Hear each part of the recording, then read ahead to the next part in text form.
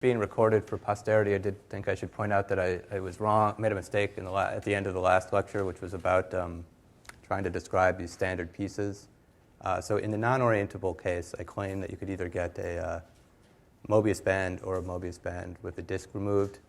So that's not true. You can only get a Mobius band with the disk removed, as was pointed out. And I think the easiest way is to see that is to think about what happens for the level set of the Morse function and try and just build it up out of simpler pieces itself, right? So if you look, if this is the critical point, and if we have one of these saddle point type singularities, so where the local form is x squared minus y squared, then you expect it to look locally around the critical point like this. So there's plus plus and minus minus here. And then what you want to do is, away from that point, it should just be a strip. So there's a 0 and a minus and a plus. And so the question is, how can you glue these strips into this picture to get the standard piece? So one way is to take this and identify it with this, and take this and identify it with this. And you go like that, and you go like that, and then you get a pair of pans. The other way is to take this piece here and try and attach it over here. But to do that, you can see that you have to introduce a twist. So you introduce a twist, and you do the same thing here. You also have to introduce a twist. And if you kind of trace through how things go, you'll see that this turns out to be a Mobius band with a disk removed. And the point is, as was sort of, clear once you think about it, and it's pointed out to me, of course, you have to have two boundary components. So the kind of boundary that's negative and the boundary that's positive. And so that's why you have to get a Mobius band with a disk. Okay, does that make sense? Okay, well, anyway, from now on, we'll never talk about non-oriented surfaces. So, and we'll move on to just sort of purely talking about Riemann surfaces. Okay, so let's just remind ourselves what a Riemann surface was, right? So just a reminder, so it's again a definition. So a Riemann surface is the following data.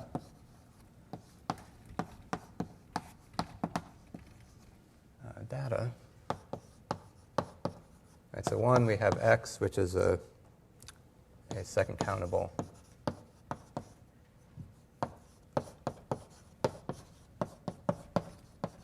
Hausdorff topological space.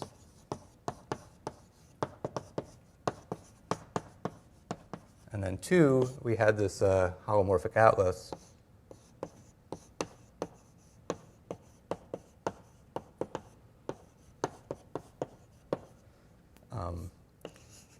Which was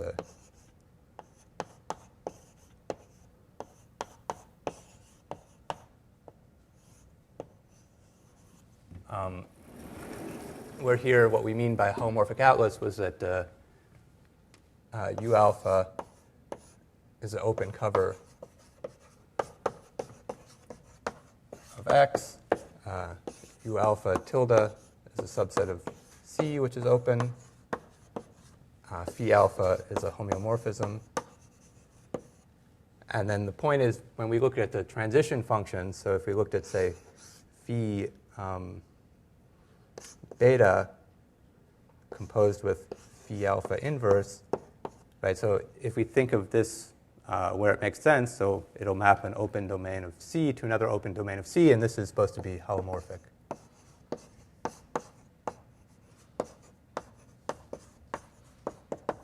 Okay. So as usual, when we have these sort of structures, right, we want to use them to the fact that being holomorphic has is preserved under composition means that we can now check when a map between two Riemann surfaces is holomorphic by just checking it in charts, right? So, right, again, this is we all know this, but I'll just write it down. So if you have a map f x y between Riemann surfaces is itself holomorphic if it is holomorphic in charts.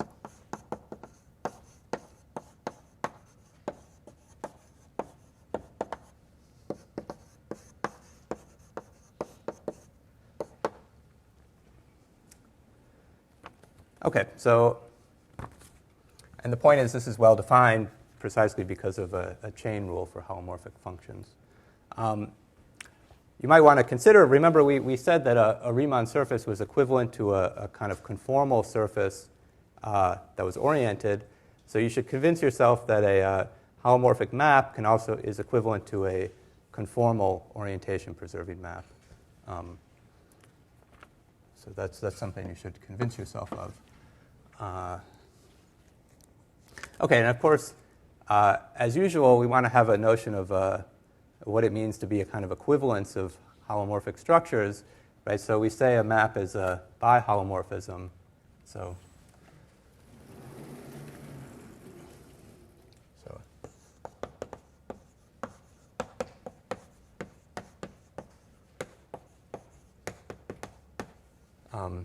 if it is holomorphic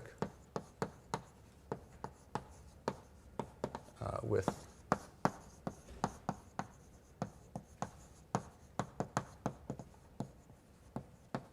okay, and essentially, from the point of view of Riemann surface theory, there's no distinction between two Riemann surfaces that are biholomorphic, in other words, that admit a biholomorphism between them.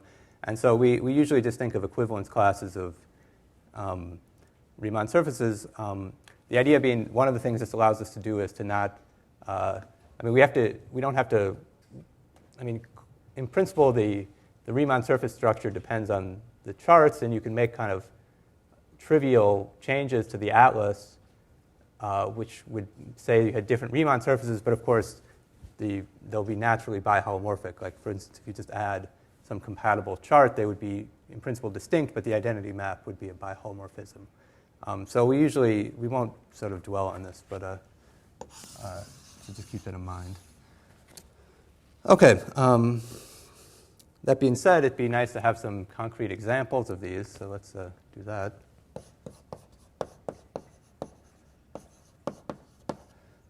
Okay, so the first example, which turns out will be very important, is if you have an open subset of C, right, then you can just take the atlas, which is U, and the identity map, right? So this is a good example, and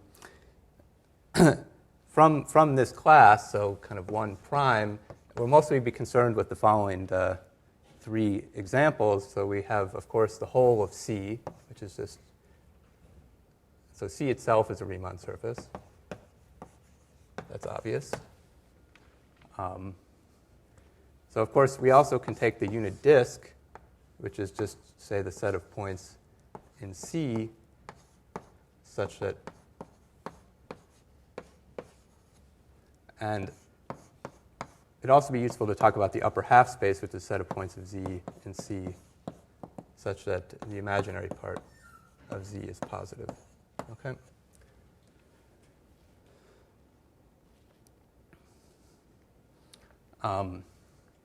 Just a final note of terminology. So we'll also introduce, well, I'll talk about this later. So we'll have C star, which is a C minus the origin, and D star, which is D minus the origin. Okay. So this is just terminology. So one of the things, and we should observe, is that it's not that these are not necessarily inequivalent, right? So you should recall, and I'll leave this. This is just a complex analysis. So recall the map Z that takes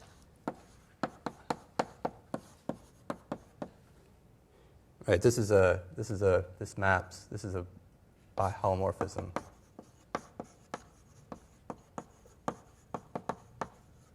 Between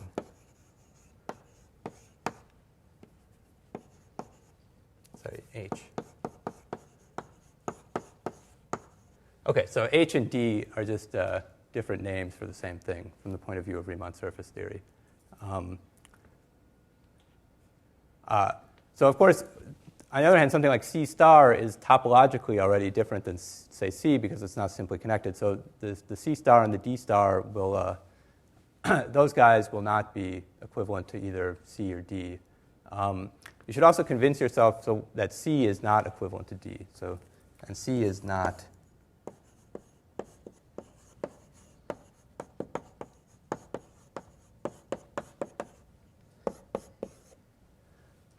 so the reason for this, of course, is that if there was an equivalence, it would be a map from C to a bounded space D, and so that you would get a bounded holomorphic function, which would have to be constant, so it could not be a biholomorphism.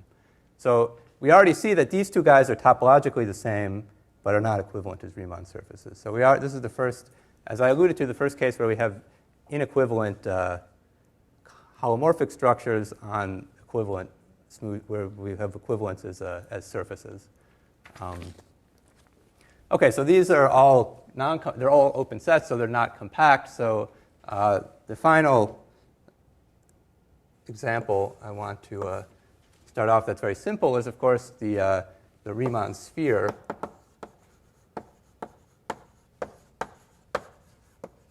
Right, so this is, we'll write it as S2. I might change this later. So this is you're supposed to think of this as C with a distinguished point at infinity. And the topology is such that open sets are either open subsets of C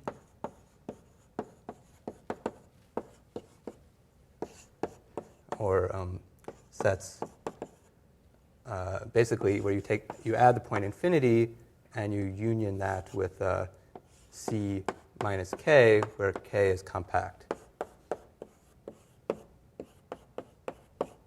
Right, so essentially we're just specifying a neighborhood of infinity to be the complement of compact sets. You should recognize this as the usual way to make a one-point compactification of a space.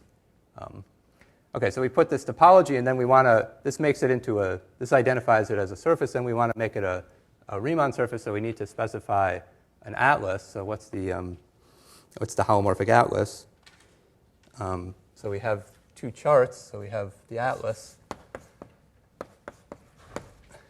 is a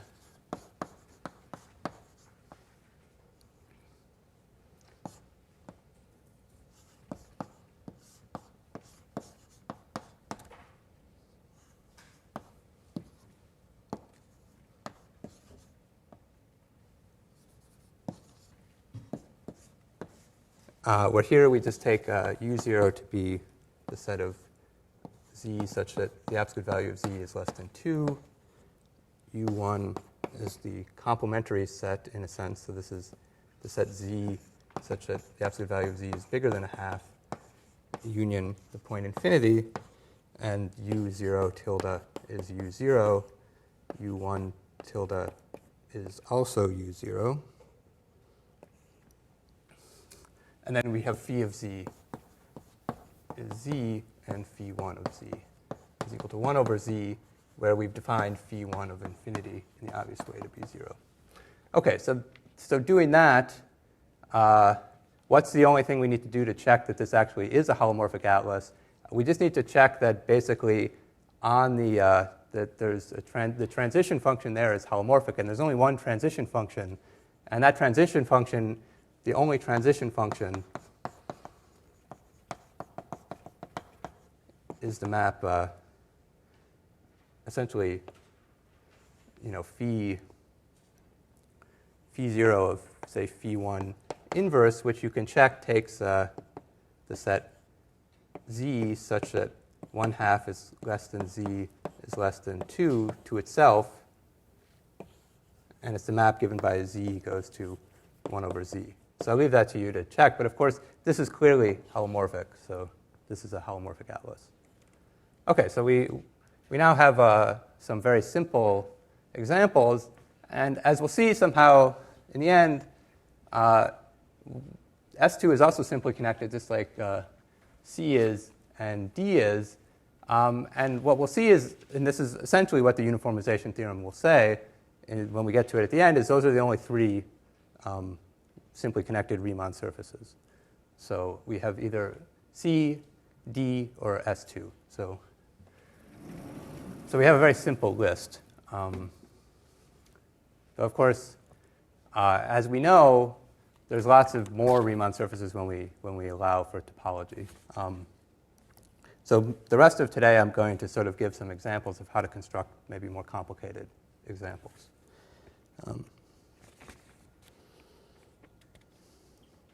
Okay, so now let's try and give some more complicated examples.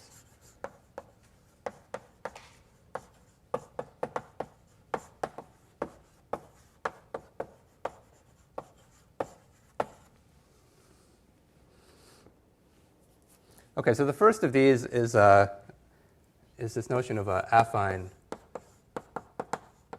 curve. So we're going to just do a very baby case of this. You probably saw this already in Hayo's class, but I'll just remind you about it. The idea is, let's suppose, and this goes back to what I mentioned on the first day, where one of the motivations of the studying Riemann surfaces was that they had to do with solving say, polynomial equations in two complex variables, or understanding the solutions. So let's say let P of ZW be a polynomial on C2, so two complex variables. So we're just going to let the set X be equal to the set of Z and W, such that P of Z W is equal to 0, so the 0 set. So this is what's, I think, called an affine variety. And you should observe that, for example, if P of ZW is equal to Z times W, then this does not have to be a smooth surface. So you should convince yourself that this does not correspond to anything smooth. However, as we'll see, there's going to be a lot of cases where this is smooth. So if X is smooth, then we say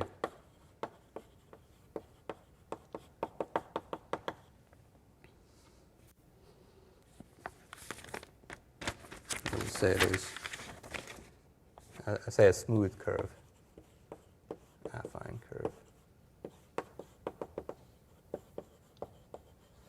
All right.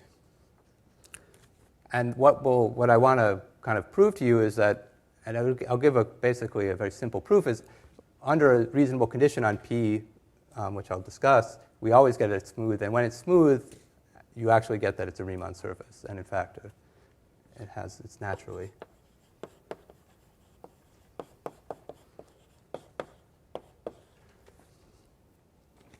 Okay, so what is the condition? What's a condition that ensures this?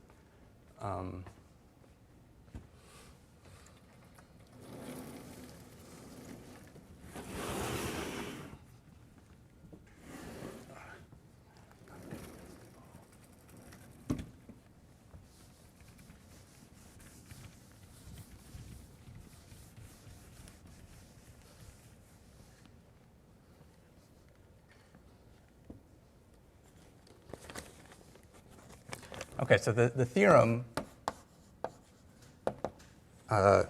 which is essentially a kind of holomorphic version of the implicit function theorem, is that if P is such that for all Z0, W0 inside of the 0 locus, at least one of the partial derivative with respect to Z of P, or the partial derivative with respect to W of P, is non-zero, then this implies that X has a holomorphic atlas.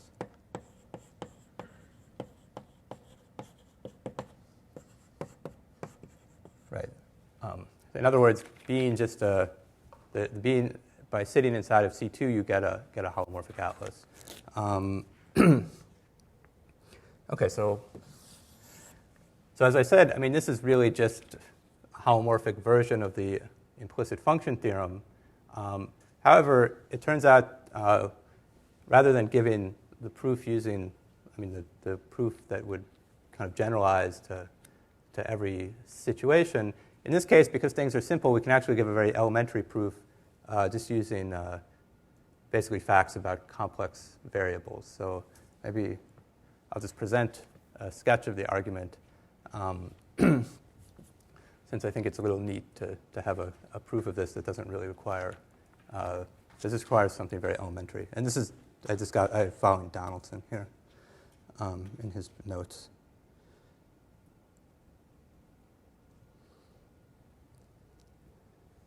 Okay, so to prove this theorem, we need the following proposition,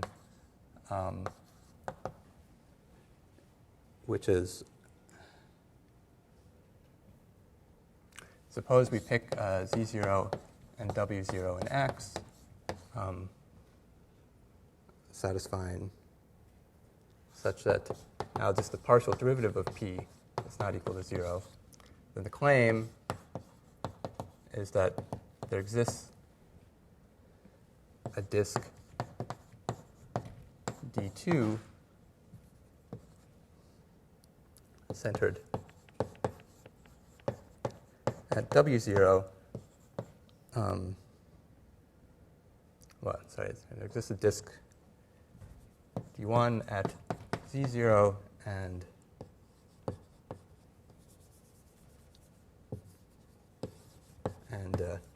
D2 at W0 and a holomorphic map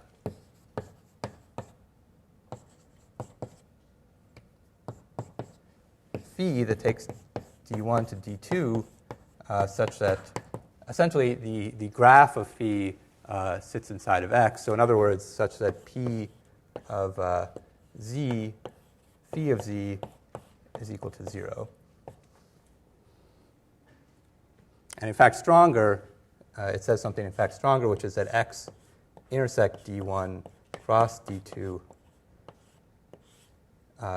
is equal to the set of, actually let me just say what the stronger thing is. So this is the main, it's a local solution, but it's actually stronger in a certain sense. So it says that x intersect D1 cross D2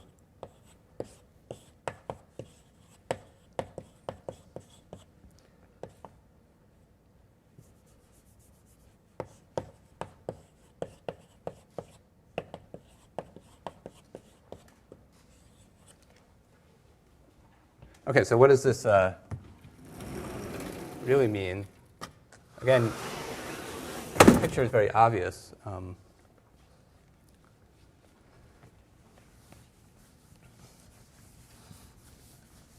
Right, just pictorially, this means that if we have this point x, where here's supposed to be x, and here's supposed to be z and w.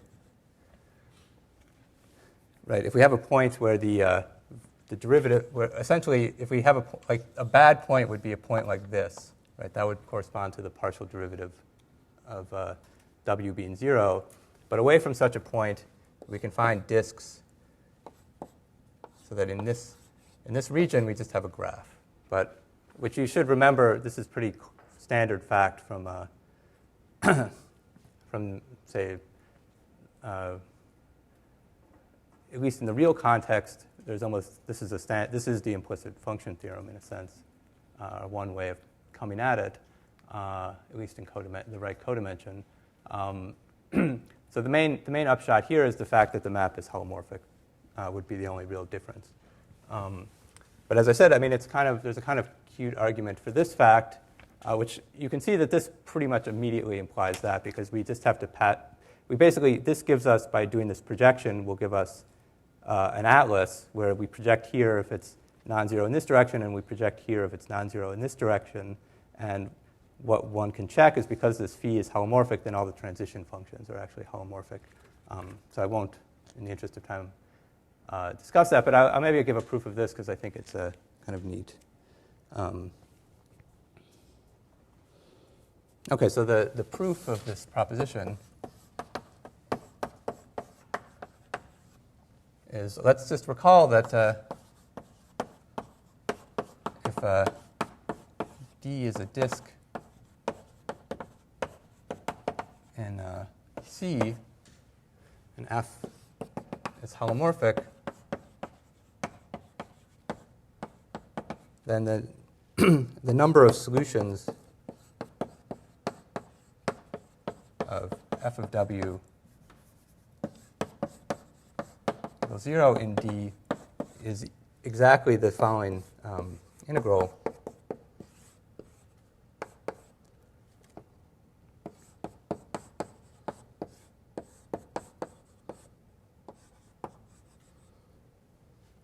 Right, so this follows from the calculus of residues, so you should remind yourself. This is just a complex analysis fact. The further thing is that we notice is that, again, just using the calculus of residues, if W1 is the unique solution,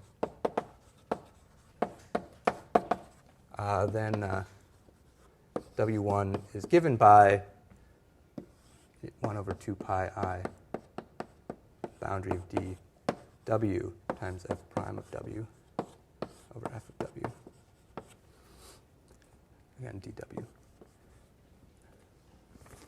Right, again, this just follows from the calculus of residues. Right, so now to do the proof, right, let's write f of z of w is just equal to p of zw. And the idea is we're going to think of z as a parameter and think of this just as a holomorphic function in the variable w with z as a parameter. And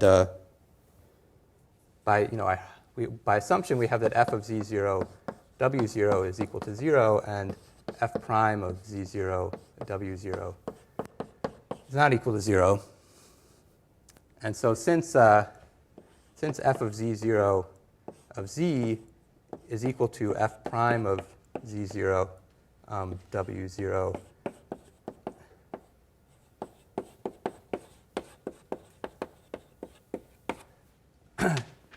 right, this is just by the fact that it's a holomorphic function, right? We see that if we choose a small enough disk, then this term is negligible. So if D is a small disk,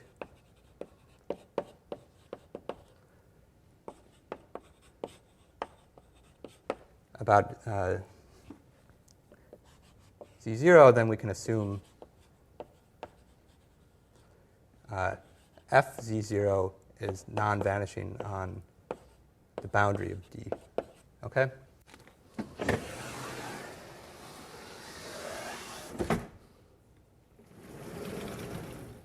Right.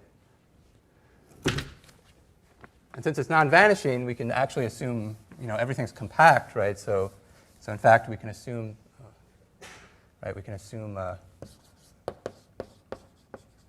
that the absolute value of f z0 is strictly bigger than 2 delta on the boundary of D, right? Because this is a compact set and everything's continuous.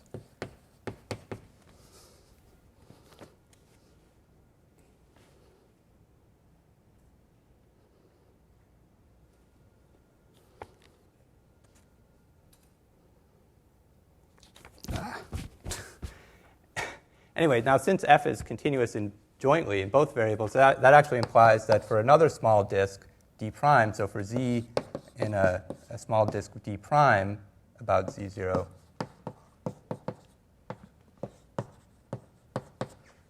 f of z is strictly bigger than 2 delta on the boundary of D, right? So we lose the delta. Okay, so that means that actually f0 is uniformly non-zero, even if we perturb z a little bit. And so the fact of the matter is, by choosing this disk d small and using this form, we see that actually for z0 we only have one solution, so this gives us 1. But then by perturbing, since this thing never introduces more poles, when we move z inside of this boundary of z, this guy actually is continuous. But since it's constant, it has to be constant. If it's constant and continuous, it has to be constant. And so that tells us that there's only one solution of inside of this disk D for f of z equal to 0 as when z is inside of this disk D prime. Okay? And then that tells us that we can apply this formula to reconstruct the function phi by just setting phi of essentially phi is equal to the value we're supposed to get here. And I think I might have switched w and z. But we can reconstruct phi here. And then, again, because everything is not, there's no denominator is not entering, giving us anything bad, this is nice and holomorphic in z, right? So we write phi of z, we write phi of z is equal to 1 over 2 pi I times the integral boundary of d w f prime z w over fz of w dw. And because nothing bad happens when we restrict to this disk d cross d prime, this is holomorphic in z, and hence we get a holomorphic function. Okay? So that is essentially the picture here. And then once we use this guy, we can patch everything together and get the desired holomorphic atlas by just taking the, this would be d1 would be 1. This would be the chart inside of C. This guy would be this would be the chart inside of the space X, and the map phi would just be the projection. And we would just check that all the transition maps are holomorphic. But I'll leave that to you in the interest of time. Okay, so this actually gives us lots of examples because it's pretty easy to cook up lots of polynomials that are satisfy this condition. And that should give us lots of surfaces. Of course, one needs to verify that those surfaces are actually interesting. But we'll get to that eventually. But at least now we know that there's a large way of constructing them. So the problem with doing this is that of course, that, and you should, this is a homework exercise. So it turns out that any affine curve is non-compact. This is an exercise. So any sort of non-trivial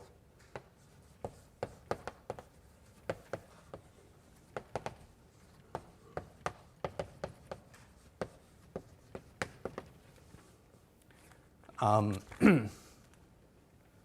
there's lots of different ways of seeing this. So you should, I'll have on the homework one possible way. So it'd be nice to be able to get some compact examples. So the way one does this is by essentially compactifying the affine space. So go from Cn to something compact, because then, in a way, so that your polynomial is continuous. Because if it's continuous and it's a compact space, then the x, the zero set, should be a compact object itself. Right. So the way to do this, I mean, how do you compactify Cn? Well, you probably know the right way to compactify it, in some sense, is to take the complex projective space. Right. So let's recall that. So we need this. So now we want to look at projective curves. Right. So these are going to be the analogous thing. Instead of inside of C2, it'll be inside of CP2. Right. So right. So recall. You probably talk about this in the. Probably have already. Hopefully. Right. We have a CPN is the space of complex lines in Cn plus 1.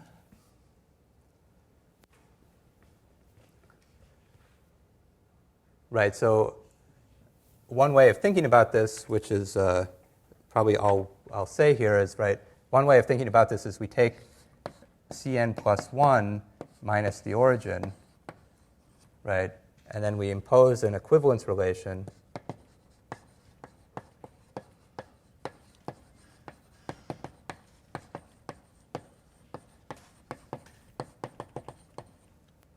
that, say, z0 up to zn is equivalent to z0 prime up to zn prime if and only if there exists a lambda inside of C star such that zi is equal to lambda zi prime. Okay? Okay, so we denote this equivalence class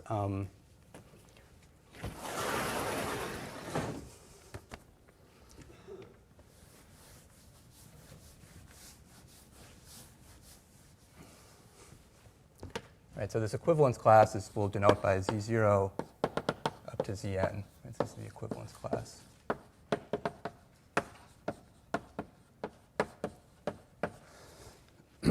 Right, and so then, I mean, the idea is you take these sort of affine charts,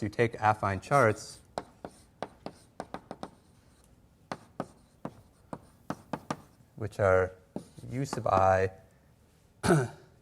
which is basically equal to, they're going to be equal to the set of points where you put z0, zi minus 1, 1, zi plus 1, zn,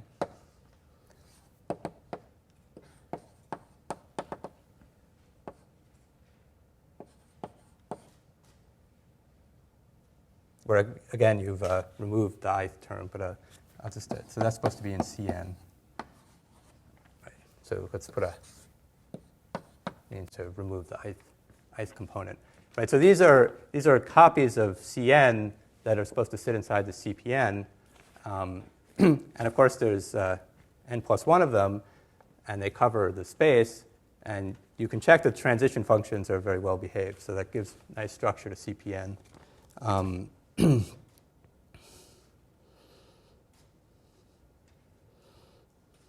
Right. I mean, you should work out all the details, but in the interest of time, I'll not dwell on it. But the point is that this CPN turns out to be compact. And I'll leave that as an exercise, or you already know that. And just an observation, which is probably worth pointing out, right? So, and you should check this, is that CP1 is the same as what I was calling S2, the Riemann sphere. So it's a very, I mean, it's probably, in a lot of perspectives, the way to think of S2 is a CP1. So I'll leave that as an exercise. Okay, that being said, right, the idea now is that we want to say that certain polynomial equations on Cn plus 1 should restrict to good equations on CPN. And that's precisely the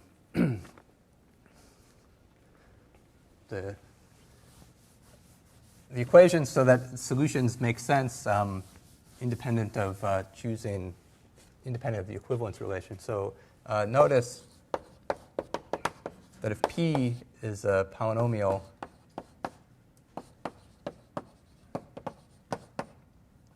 on Cn plus 1 that is homogeneous,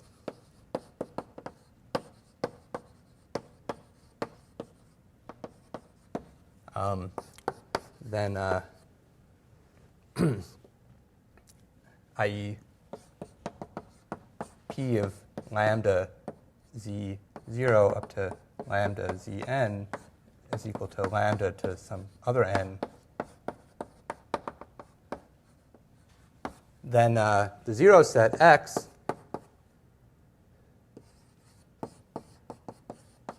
makes sense in CPN. Okay? So the point, though, is that, and you should check this, is that a polynomial is obviously continuous on Cn plus 1, but in a sense, it's this actually, so that tells you that the zero set is a, I mean, if, in a sense, if you could say that P was also continuous on CPN, then this would tell you that this was a compact set. Of course, you have to be a little careful about that, but I'll leave that to you to work out. But the point is that this guy is, this inside of CPN is closed, and so is compact. Okay, so now the point is,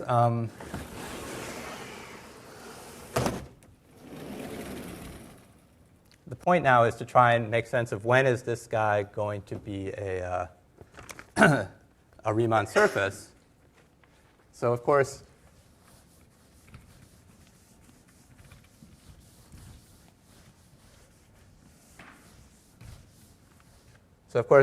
since we're only ever going to want to deal with one equation, just for simplicity, we have to restrict n. So from now on we consider just CP2. Okay, so the point is, how can we check if X is a Riemann surface? Well, notice that we have these affine charts, right? And one thing that you should convince yourself is that if we can check that xi, which is just x, intersect ui, these are the affine charts, are Riemann surfaces if and only if X is a Riemann surface. In the sense that, right, if we can check in these guys that, if we can check in the affine charts that the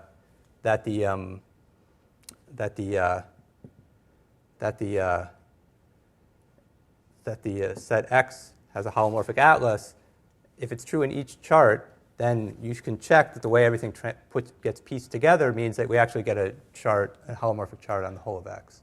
Okay, so it's enough to check inside of Xi, but then the point is, right, if we let Pi be now the polynomial where it's, say, P of Z0, then we put a 1 in the ith spot,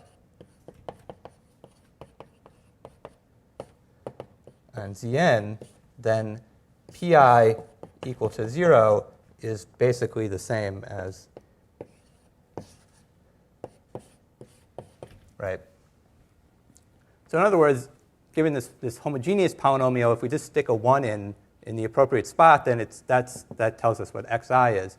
And so in other words, we can see that the xi are essentially affine curves. And so the question now becomes, is we already have a condition which we discussed earlier, but when affine curves are smooth. And so if we run through what that tells us, we derive the following theorem, which I'll leave to you to prove. Okay, so if P is a non-trivial homogeneous polynomial on C3, then X equal P equals 0 inside of CP2 is a Riemann surface if at least one partial derivative of P with respect to the Zi is non-zero at each point of X.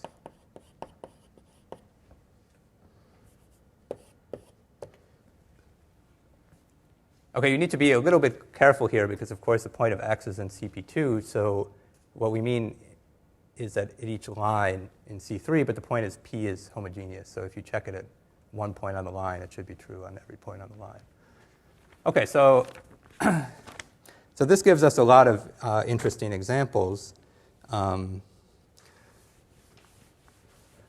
as we'll see next week, it actually gives us a very interesting way of realizing a genus 1 surface inside of CP2 that's as an elliptic curve.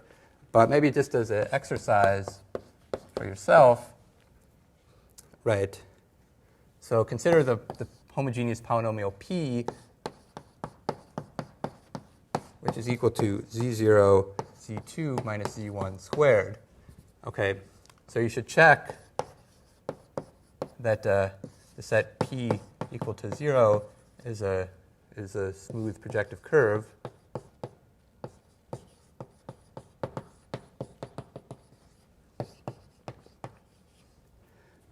And you should check that it's a smooth projective curve. And then, in fact, I'll have an exercise. You can actually show that x is actually equivalent to S Riemann sphere. Okay? Which is sort of interesting because, of course, there's another way of realizing the S2 inside of CP2, which is just to take the sort of essentially the linear function here. And then the linear function is clearly going to give you a copy of S2. But we also get a copy of S2 with this quadric. Okay. Okay, so and of course, I mean, there's a whole huge amount of theory that goes into understanding this, and that gets into whole other areas of mathematics, which I'm not very familiar with, but let's leave that here. And let's talk about the final way you might construct a Riemann surface, which is as a sort of quotient construction.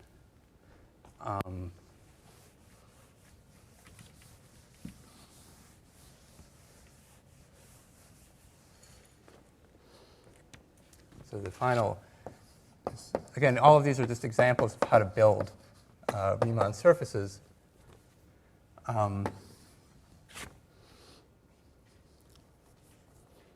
Okay, so for a fixed Riemann surface X,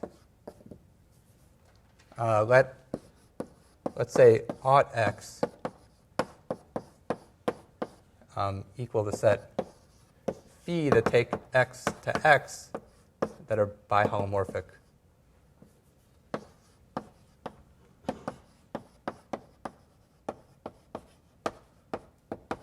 Okay, so these are the set of essentially equivalence. I mean, they're the self maps of the fixed Riemann surface. So again, you should convince yourself that, for example, the automorphisms of C is essentially maps of the form AZ plus B, where A is in C star and B is in C. Okay?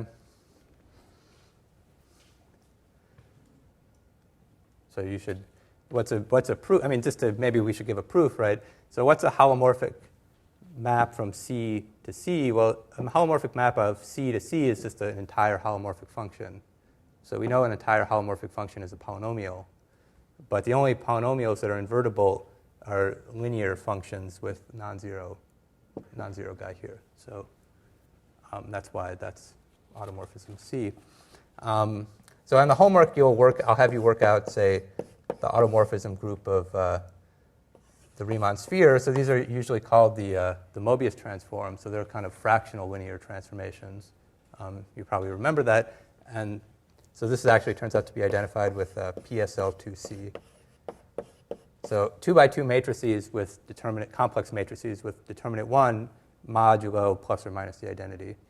And then finally, we have sort of the automorphism group of the, let's just think of it as the upper half plane now instead of the disk. So it turns out, again, you should remember this turns out to be PSL2R, right? So if you just do a kind of dimension count, you can see that this is the biggest group, followed by this group, and then this would be the smallest group of the three. Okay? So these are all going to be homework problems. So the idea is we want to use these sort of let's use these guys to kind of construct Riemann surfaces by gluing or identifications or taking quotients.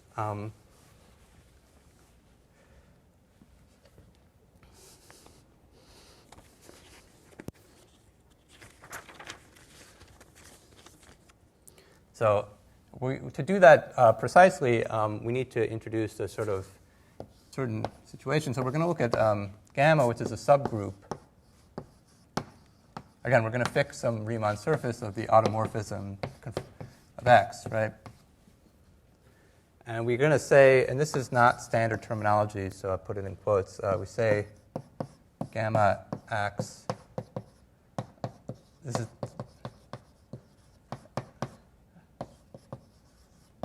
so we want something a little. Remember, a free action is something that doesn't. So the only group element that fixes a point is the identity element. So we want something a little bit stronger than that has to do with the topology. But I don't, as far as I know if there's a standard name for that. So I'm just going to simplify. And what does that mean? So that means that if for all p in sigma, there exists a neighborhood U of p such that if gamma of p1 is equal to p2 for p1, p2 belonging to U, then this implies that gamma is equal to the identity. In particular, this implies also that p1 is equal to p2. Okay? So in other words, in each neighborhood of a point, sort of every non-trivial element of the group moves points in that neighborhood out of the neighborhood. Okay? Right, so this is, of course, strong. This is pretty clearly stronger than just being a free action. But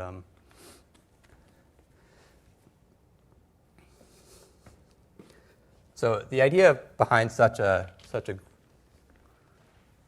but I mean, the thing is, often one can kind of, I mean, there's generally, it's often the case that this sort of condition is maybe implied by being a free action, or at least a free action plus some other condition. So what is the claim, which I'll just leave the details to you just in the interest of time.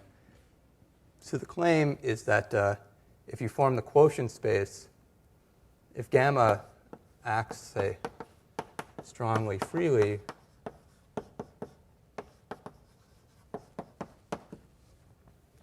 then gamma on sigma, on x, sorry, then if you take the quotient space x mod gamma, which is just, you say this is just equal to the points equivalence class of P, where you say kind of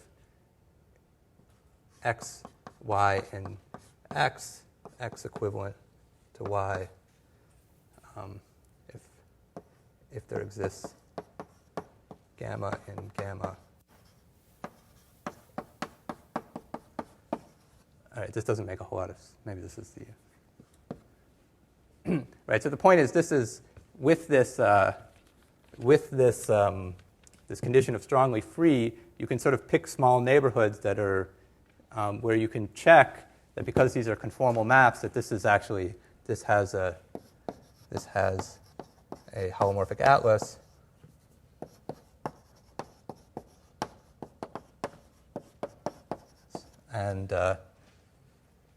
And with the property, and I'll leave this as an exercise,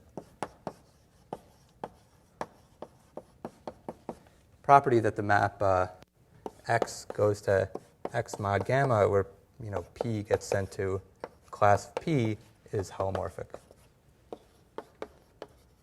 So this is just something you have to check in charts, and it's actually going to probably most beneficial to just do it for, say, the following explicit examples.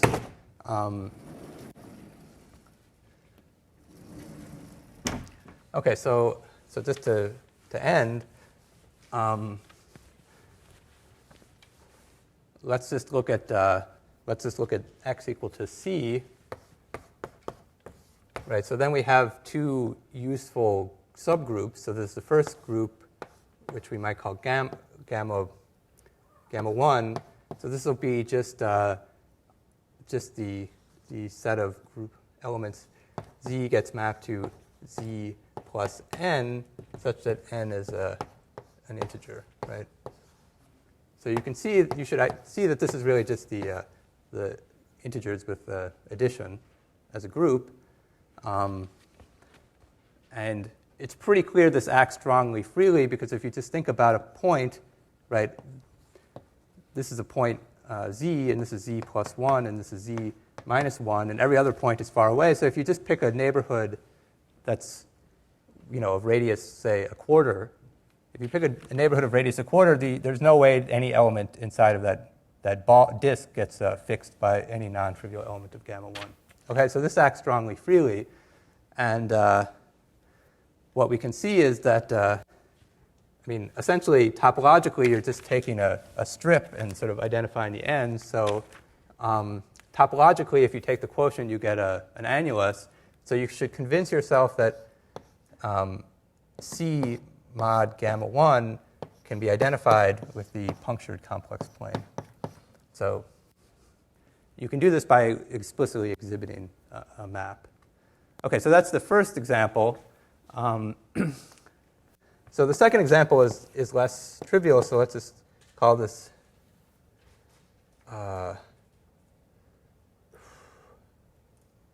let's call this gamma lambda, right? So this is going to be the map that sends z gets sent to z plus n plus m lambda.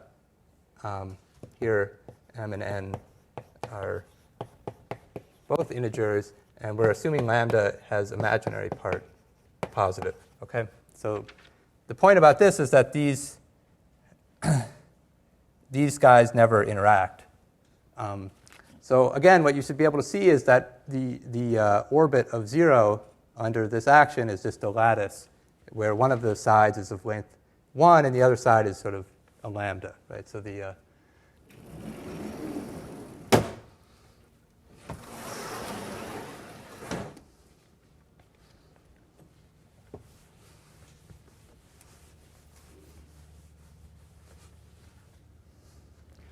okay, so if we now consider x mod gamma lambda, right? So again, the idea is we have the 0 and we have 1, 1, 2, and then we have lambda, 1 plus lambda, so on, right?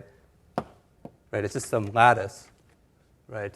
So again, this is pretty clearly that it acts strongly freely just by, again, picking a very small disk that now maybe depends on the size of lambda. So again, topologically, this is topologically now, or smoothly, this is smoothly as a surface T2, right? But you should maybe try and convince yourself, and we'll definitely see how to do this soon, is that for different choices of lambda. So first of all, this is an example now of say a holomorphic atlas on a torus, but for different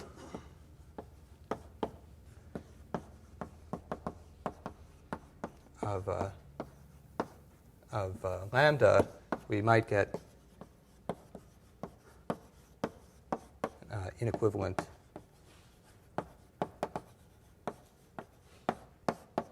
Riemann surfaces. So actually, one of the things that's, I think, a good exercise is to try and figure out, say, a necessary condition for two distinct lambda to give you an equivalent surface. And then, if you can think about it enough, maybe you can prove also that's sufficient. If you work out, you'll actually see that essentially, and you may have seen this, like the lambda that give you inequivalent guys, essentially they form themselves a sort of one-dimensional complex, one-dimensional Riemann surface themselves. So there's actually, with a little bit of care about some singular points, and maybe I'll draw a picture later, but the point is that means that in fact, when you work things out, there's actually lots and lots of inequivalent structures on the torus, and in fact, things get more. You get more and more the higher the genus goes, but that's for another time. And then maybe finally, again, this is an exercise. You should first of all think try and think if you can prove that if there's no other possible action on C. I should say this is C.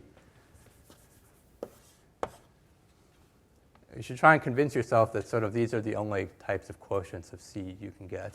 And then, of course, it's also good to try and study the automorphism group of H because, as I said, so it turns out that there's no free actions of S2 on odd S2 on itself that are not trivial. So there's almost no quotients here you get.